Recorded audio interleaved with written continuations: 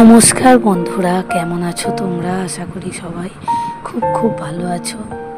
তো আজ আমি আমার এক মেলার অভিজ্ঞতা নিয়ে চলে এলাম। সেদিন গেছিলাম ধর্ম ঠাকুরের পূজাতে, তোমরা সবাই দেখেছো। আজ শুধুমাত্র মেলার ভিডিওটা নিয়ে চলে আসলাম। রাস্তা দিয়ে এগিয়ে যাওয়ার সময় দুদিকে মেলার পসরা বসেছে, সেটা দেখিয়ে দিলাম।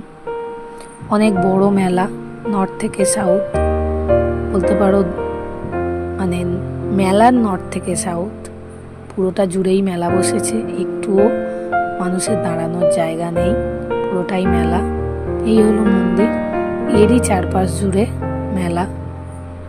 তো মেলা হলো মিলনের জায়গা। আমরা সবাই কম বেশি ছোটবেলায় বড়দের হাত ধরে প্রচুর মেলায় গেছি। আমার তো মনে পড়ে আমার দাদুর হাত ধরে আমি মেলায় যেতাম। তখন তো এত কিছু রাইড ছিল না, নাগরদোলা বা দু একটা ঘোড়া টোড়া বসতো। তো দেখো এখানে আরাত্রিকা একটু বেলুন চড়ে নিচ্ছে, ভয় পাচ্ছিল। তারপরে একটা ছোট্ট বাচ্চা ছেলে কে হাত ধরে উপরে নিয়ে গেল, তো সাহস তার দিল বলে ও বেলুনটা চড়তে পেরেছে।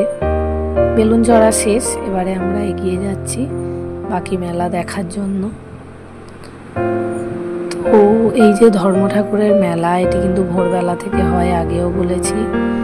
প্রচুর মানুষ অনেক বিশ্বাস নিয়ে এখানে আসেন এবং এইসব মেলার উপর প্রচুর মানুষের জীবিকাও নির্ভর করে। তো আমরা যদি কিছু জিনিস কিনে তাদেরকে হেল্প করি বা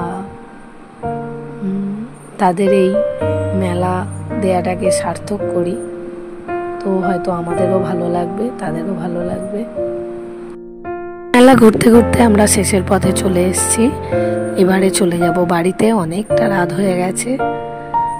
দুদিকে গলি মতো হয়ে গিয়ে দুপাশে মেলা বসেছে।